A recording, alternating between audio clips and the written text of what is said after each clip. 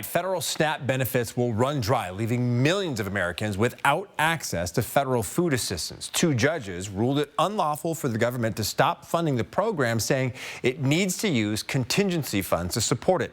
ABC's Christian Cordero has the details. Today, just hours before SNAP benefits were set to run out of money, a federal judge in Rhode Island ruled the Trump administration must use emergency funding to keep the food assistance program afloat. The judge in this case deciding the suspension of SNAP funding is arbitrary and likely to cause irreparable harm, ordering the USDA to distribute the money as soon as possible.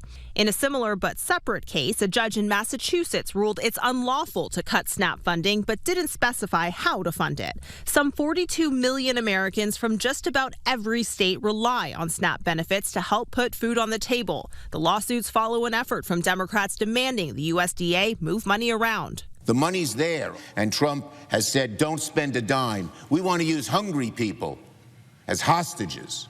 The president today claimed Democrats are working against their own constituents. When you're talking about SNAP, if you look, it's largely Democrats. They're hurting their own people.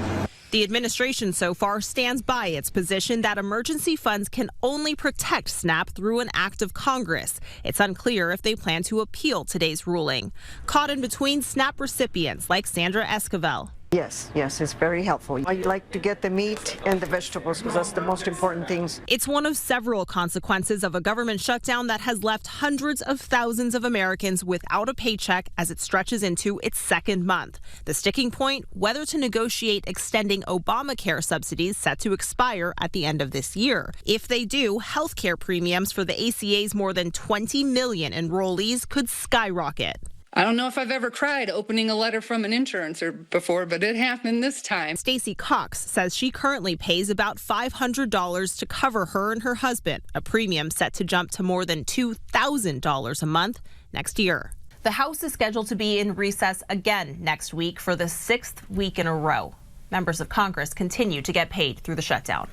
Christian Cordero, ABC News, Washington.